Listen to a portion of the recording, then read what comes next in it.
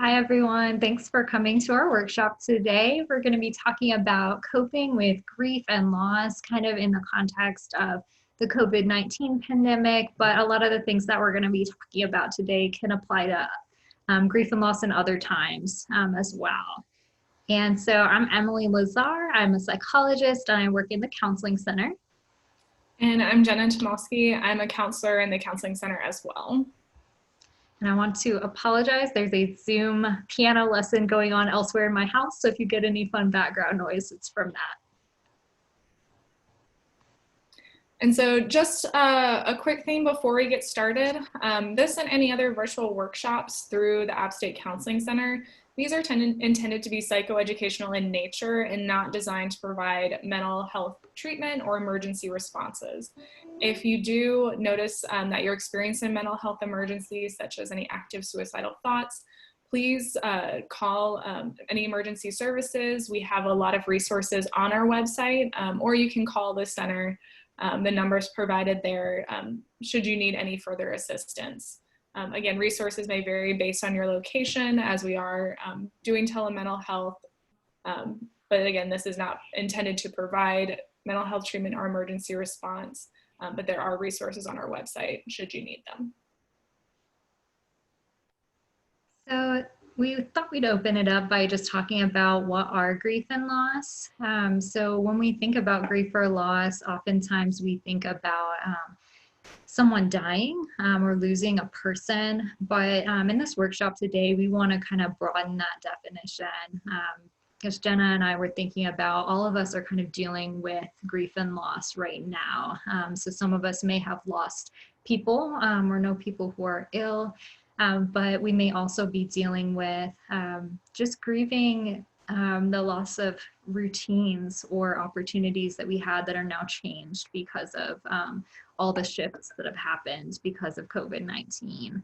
And we want to bring these topics to light because they're often ones that we as humans avoid or find hard to understand, even though we all experience them, because it can be scary or painful to talk about some of these things. We might worry about burdening other people with them, or we might worry that we don't know what to say if somebody else shares that they're dealing with this. So I wanted to show a quick video that talks a little bit about how we can kind of overcome that hesitance to talk about some of these topics.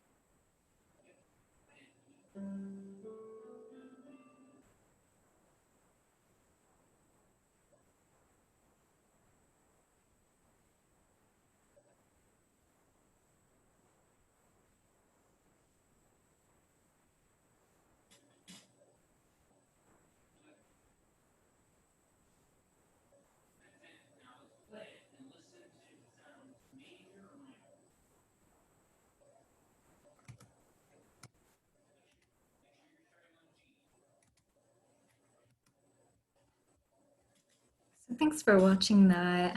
That's something I like to show a lot. And Jenna will be talking later on in our workshop about ways to help a friend and things that are helpful to say.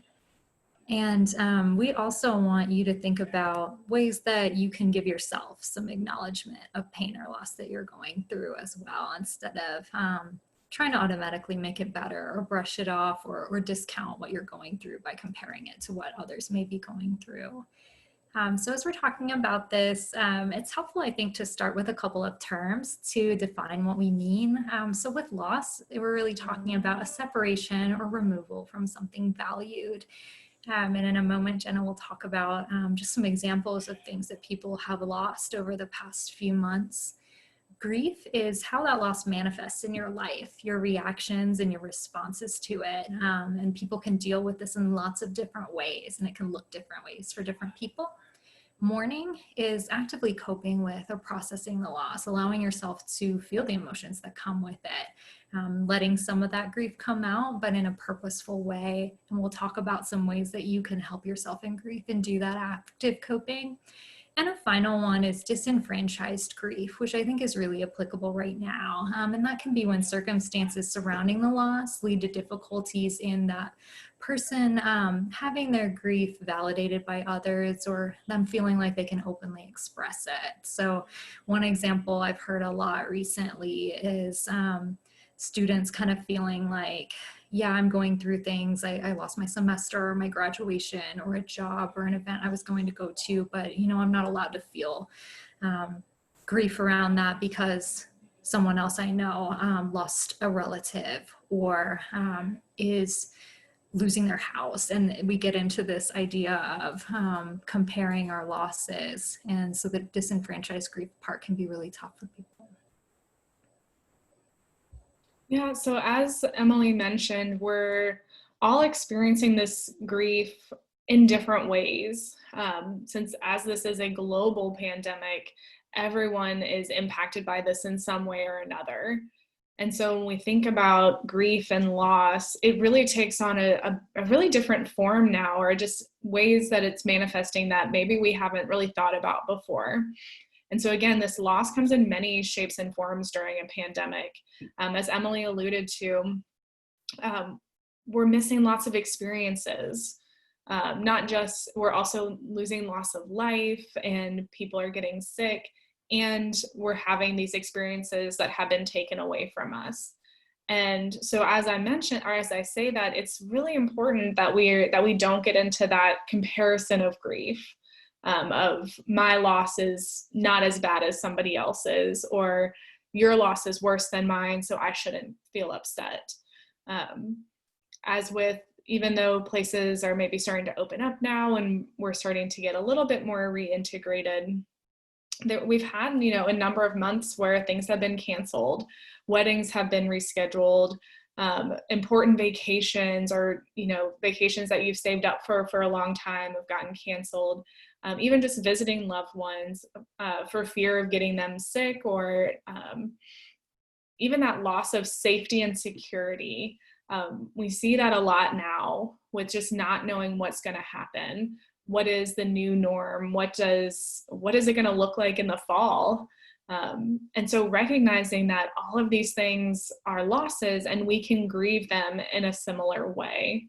Again, it doesn't help to start with that comparison factor, because grief is very subjective, and we each experience it in a different way, and at our own different pace.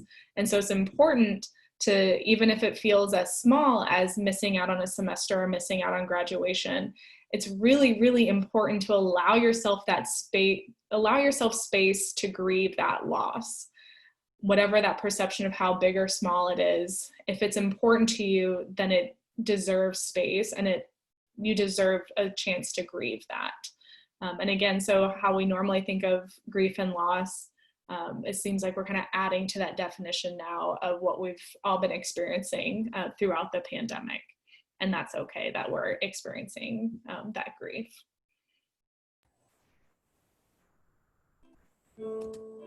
Yeah, so a lot of times people kind of wonder how grief should be experienced or how to appropriately grieve. And the answer is that there's not one formula for this.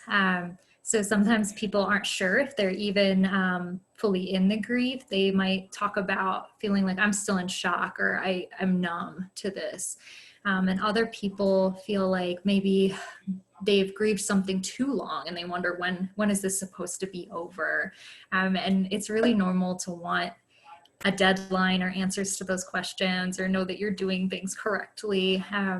But the answer is it's not always linear. And grief is really a journey. It can be something that changes our life forever and not necessarily something that someone gets over, even though it may get easier over time or affect them in a different way. I've heard people talk about it as not letting go, but learning to hold on in a different way. And I kind of like that and think that fits with some losses.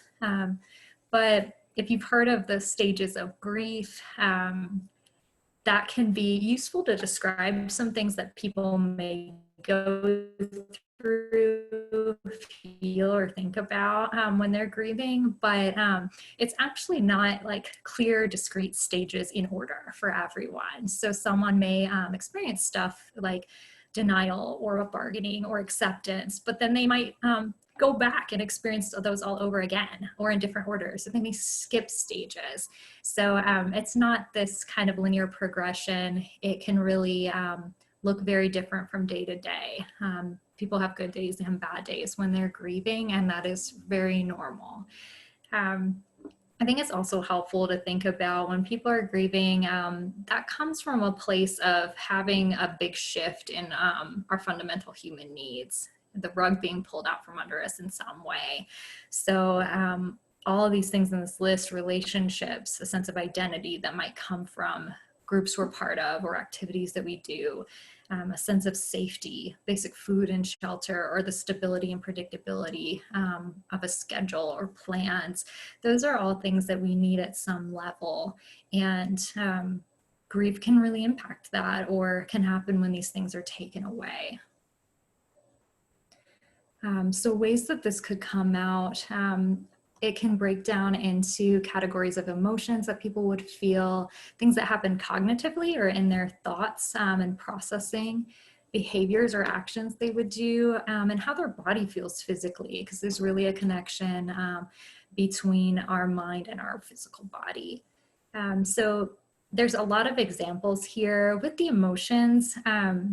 Again, some people describe not feeling much, and other folks might describe feeling really deep emotions that might shift quickly or be persistent. I also want to highlight that not everything that people experience in grief and loss has a negative connotation. Some people might feel relief or gratitude for having had the thing that was now lost, but that they, for the time that they had with it.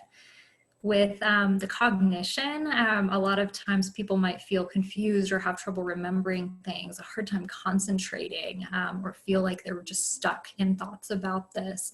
And that's normal too. It's helpful to just kind of see a list of some of these things and see that you're not alone in what you're going through and that you're not losing your mind. And this is not necessarily going to last forever. But you're dealing with something that's kind of at some level shaking up what you thought about the world or what you expected for your life. And so that transition takes a toll on how your brain is working for a while. With behaviors, excuse me, people might find that they're isolating or avoiding or withdrawing more than usual. And other people have kind of the opposite reaction. They might feel like they need to throw themselves into being busy, or it's really hard for them to be alone. And even within the same person, they could experience all of these depending on the time. And then the physical symptoms can also be pretty prevalent. People might not feel like eating, or they might sleep all the time or find it hard to sleep or feel very fatigued. And that can just come with the stress that some of these experiences have on people. So what can you do about this? If you're relating to some of these things and you recognize, yeah, I may be grieving, or I can think about some of the things that I've lost or really miss right now. These are some ideas and themes for how to help yourself.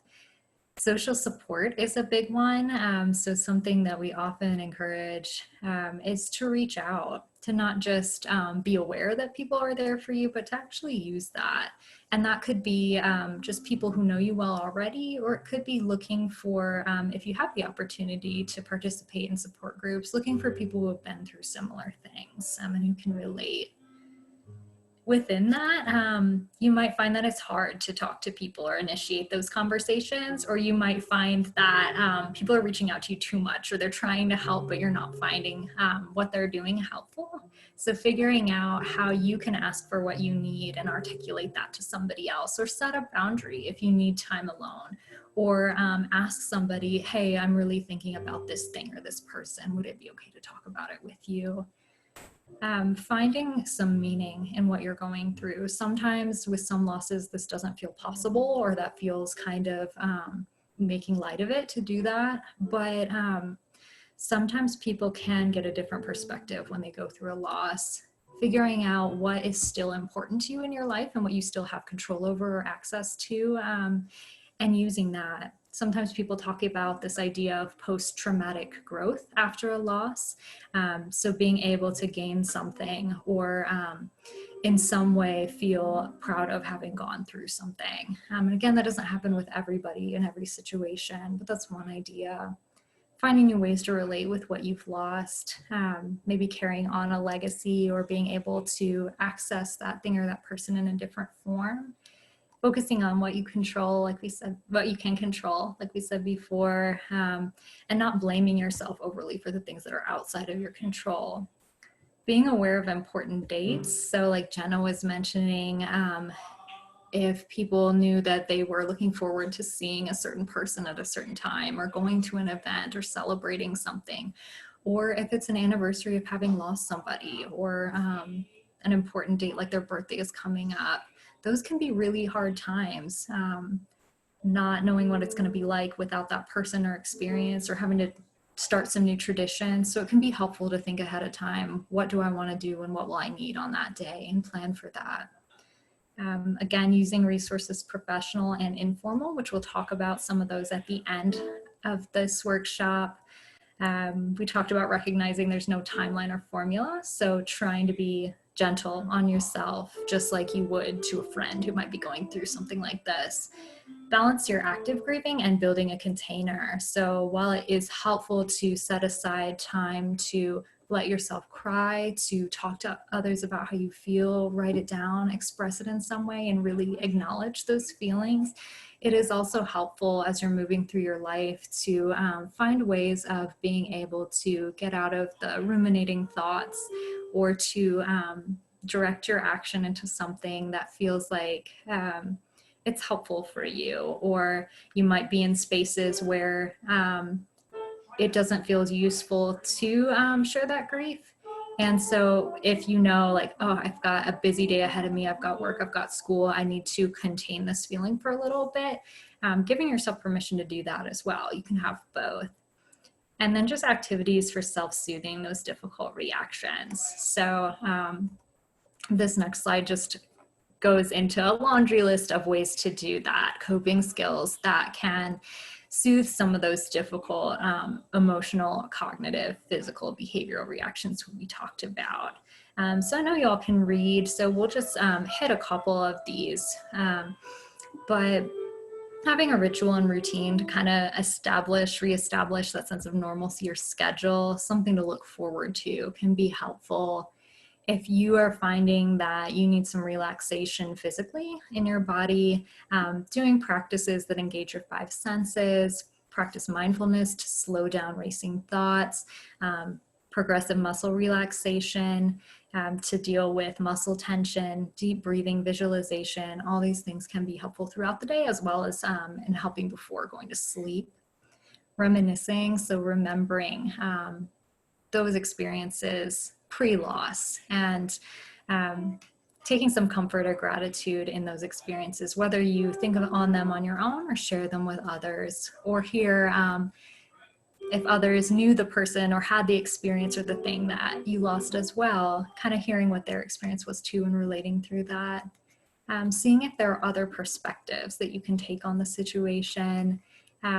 Again, just activities, having something that's pleasant or that promotes your wellness scheduled for you, whether that's movement or exercise, getting kind of a change of scenery, finding ways of helping others, or releasing some of the things you're feeling in dance or writing or art. We talked a lot about social support and assertive communication already. If you're dealing with having a hard time kind of doing daily tasks like getting enough sleep or eating like you regularly would, looking for support with that or setting small goals because your body really needs energy to just process all the intensity that comes with grief and loss. So even though the sleeping and eating might sound kind of basic, they're a really good place to start. Identifying and accepting the emotions that you have, being able to do that in the moment, even if it feels uncomfortable to move toward those emotions, may reduce how intense or long lasting they are, giving them that attention. And then humor and distraction. A lot of times people kind of talk about those being like, oh, I know I shouldn't cope in that way, but that's a really acceptable way of coping. We might talk about like that being one tool in your toolkit, that it doesn't work for every situation, or it might not be the only coping tool you want. But that can bring a lot of relief or lightness so that you're not in the darkness or the intensity all the time. And using humor or distraction doesn't mean that you don't care about the thing that you've lost.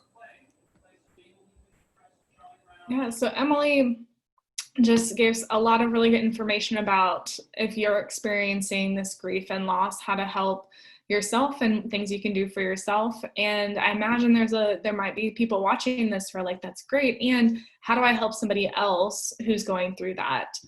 Because this can feel like a very taboo topic, or, well, if I talk about loss or if I talk about death with somebody, then that's going to make them more upset, or I don't, kind of that fear of, I don't know how to talk about this. And so often what happens is we don't bring it up, and then the other person maybe doesn't feel heard or doesn't feel supported. And so hopefully with this next little bit, you'll feel more confident in supporting a friend who's going through the grieving process and feel more like you've got more tools in your toolkit to help others who might be experiencing some of these really intense emotions. So one kind of the basic of how to help a friend is one, understanding the grieving process. And so just by coming to this workshop and listening to this information, you're already making those steps of how to be a helpful friend in these situations. So understanding what that grieving process looks like, that it's not always linear. It's usually never linear, that your friend might be experiencing a lot of different emotions. And then being aware of what is helpful and what's maybe less helpful to share. And in just a little bit, we'll go over kind of specific words and phrases that are helpful and unhelpful. So you'll have an idea of how to maybe start conversations with friends, or how to elicit conversations to show that you're really being supportive or want to be supportive. Offering practical assistance is a great way to help others, especially if it's feels like a really intense loss. Offering practical assistance of getting groceries or getting a cup of coffee for them, offering to provide that support, even if they haven't asked yet. And we'll go into a little bit of why that's important in just a minute. But then also remembering to provide ongoing support. Often there's a lot of outpouring for support right when a loss happens, or when we acknowledge a loss or a loss has been experienced. And what can happen is that person experiences, in the first maybe couple days or weeks, feels a lot of support, and then everyone else is, since it maybe isn't directly associated with them, is able to kind of take a step back and maybe forgets about it, or it's not right on their mind. But for that person that's experiencing the loss, it often holds on for much longer. And so recognizing that and providing that ongoing support, even if it's a month or two later, like checking in, like, hey, I've been thinking about you, how are you doing? So that your friend knows that you're thinking about this as well. And it doesn't have to be an everyday thing, but kind of that check-in of, hey, how's it going? Or, is there something that I can do for you today? And then watching for signs of depression. So if a friend who usually maybe is really outgoing or is very punctual with things starts to maybe sleep in a little bit more, starts missing class, you notice any of those like emotional, behavioral, cognitive, or physical signs in your friend, just kind of having a radar for it, of seeing if there are kind of significant changes that feel like they're longer lasting and ongoing, and being able to recognize that and willing to talk with your friend about it, as just kind of a basic how we can be more attuned if a friend is experiencing grief or loss in whatever form. And so now we'll move on to maybe some more of those the tangible things of what maybe makes it feel scary to talk about grief, because we're worried about saying the wrong thing. And a lot of these might look familiar from what you saw in the video. And often I want to preface this by, these aren't necessarily bad things to say. And we don't want to feel kind of that judgment towards ourselves, because often when we say these things, it comes from a place of wanting to be supportive, and that desire to help and to take away the pain, because we've been taught that if we can take away the pain, that's what's helpful. And so often these phrases that we see here are aimed at trying to take the pain away, as opposed to sit with that person in the pain. And so again, it's not bad. It's what we're rethinking what our goal is for helping someone who's going through the grieving process. So our goal is not necessarily to take away the pain, but to sit with them and to be with them in that moment. So some unhelpful things to say, don't worry about it anymore. It's okay. I know exactly how you feel. Spoiler alert, we don't know how someone else feels. Even if we've experienced a similar loss, again, everyone experiences it a little bit differently. And if it's like a loss of a person, often we want to bring in our own experiences. And so we might say, well, I remember when my grandma passed away and I was really sad. That can be a very connecting experience, or you're able to kind of empathize or feel that emotion. And often that takes the focus off of the friend who's struggling, and then puts that focus on, well, now we have to they might feel like they have to take care of you. And so that can be a helpful thing maybe later on in the grieving process, or saying, I appreciate you sharing that. I remember you were there for me when my grandma passed away, and I really want to be here for you in this moment now. Again, that was 2 years ago. Shouldn't you be over it by now? Trying to set our own timeline for how someone should be grieving. The one of they're in a better place. This really, again, and kind of preface, or as we look through these, your friends best.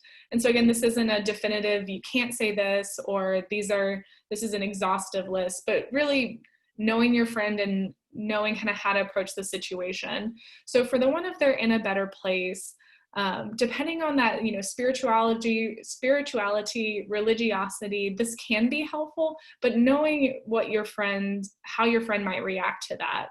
And recognizing if you say any of these things and your friend doesn't react well, or maybe feels more isolated from it, really being non-defensive, of recognizing, this came from a good place, it wasn't received the way I intended, and I can learn from that. And the focus is on supporting my friend, not feeling, we can recognize that, that didn't feel good, that they didn't appreciate what I said. And that's okay. Redirecting the focus on, okay, how can I be supportive? And a couple ones that I think are important to point out, again, anything that starts with you should, you will, or at least. Because again, that's that we're trying to take away the pain. You should be over by now, or you should journal, that's what helped me, or don't worry, you will feel better. And while those may be true things, it often isn't helpful to hear in that moment. And when we say at least, that often kind of undermines or puts that like comparative factor on, well, at least, you know, if someone missed their graduation, well, at least you're still graduating. Or if you're missing a birthday, well, at least you had a fun birthday last year. It's, you know, what is our goal with this? And so again, just being mindful of how we're talking about these things and how maybe kind of these specific phrases might not be taken as well. And so I can hear you say, okay, well, what do I say? Well, now we'll talk about what are some helpful things to say. Or do you have any to add, Emily? No, I think you covered it. So on the flip side, what's maybe more helpful to say, and so these phrases, this isn't an exhaustive list, but this is putting that or kind of rethinking what our goal is of being able to sit with the pain, being able to help our friends kind of move through that grieving process as opposed to telling them what they should do. So when, you know, I'm here for you. Simple. Allowing them to talk, like, would you like to talk about the person you lost, or would you like to talk about the experience that you lost? Reiterating that however you're feeling, yeah, you can be angry, you can be sad, you can feel relieved, you can feel angry, upset, whatever's going on, that's okay. Especially if it's a person that died, just letting them know, yeah, I know how much you loved them. I can't imagine what you're going through, but I'm here to listen. And then I started this, what do you need? Because again, that can be a helpful question, and it can put the burden on the person who's grieving to think of what they need.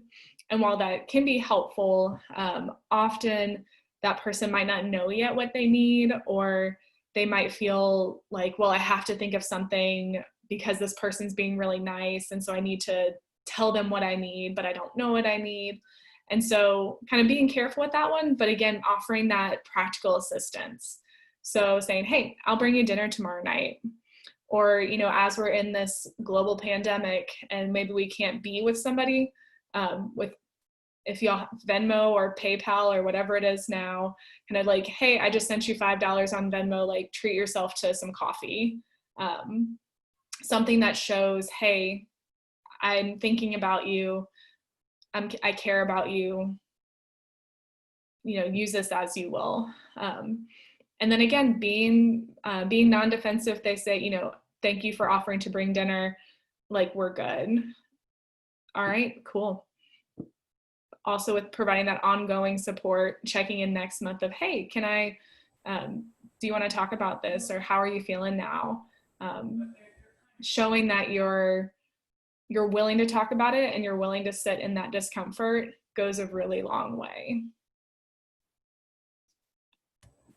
Thanks, Jenna. We hope that this is kind of a helpful guide to just allow you to feel encouraged and empowered to make that move of reaching out to somebody if you know they may be going through something or have lost something significant, and trusting that just showing up, that your presence and your ability to witness that someone's in pain and not try to take it away or change it for them is really powerful and makes a difference. So we wanted to leave you with some resources that can be helpful to you. We did kind of a quick overview today. So if you're kind of still feeling stuck or wondering how this specifically can be applied in your life, and want something to continue looking at after this workshop, here are a few things that you can access online. So there's two websites that we like, Modern Loss and Refuge in Grief. This is just really targeted toward people who are grieving all kinds of losses. There is a lot there around like the death of specific people, but that's not the only loss that these resources can be helpful for.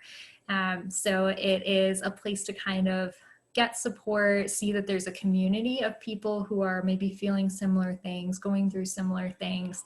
So there's videos, there's articles, there's a lot of information on both of those.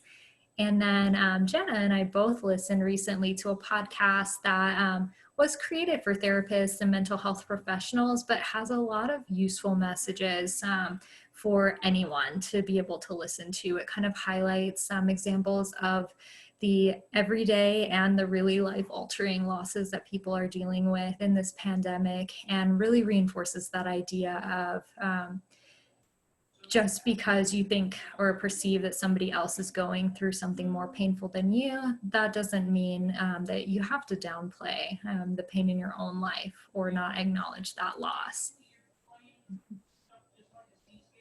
Yeah, and again, our offices are still open virtually. And so kind of our updated services for the summer, we're continuing with phone consultations. So if you're not sure what you might want out of our services, call and schedule a phone consultation. We can help you out, kind of figure out what the best resources might be. We also have, again, like I mentioned at the beginning, emergency resources, in addition to a number of different workshops, including this one, our quick access workshops and our Feeling Good workshop series for the summer, offered on via Zoom for live workshops, as well as on our YouTube page and our Instagram page of recording versions like this one. And then we also have a number of self-help resources on our website.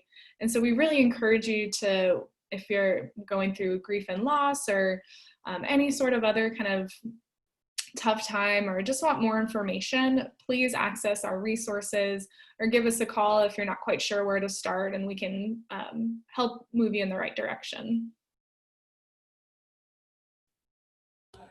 Also want to highlight our Let's Talk service, which is now Let's Teletalk, as we're offering it on Zoom. And that is a informal drop-in space for students to be able to talk with one of our counselors and have a confidential meeting. But it is a little like way to kind of dip your toe in if you feel like calling for that phone consultation, filling out paperwork is more commitment than you want right now, and you're not sure you really want ongoing counseling, but you just want to see what it's like to talk with a counselor, or to just briefly have a conversation, not necessarily something ongoing. Let's Teletalk is a really good option. You can find more information about it on our website.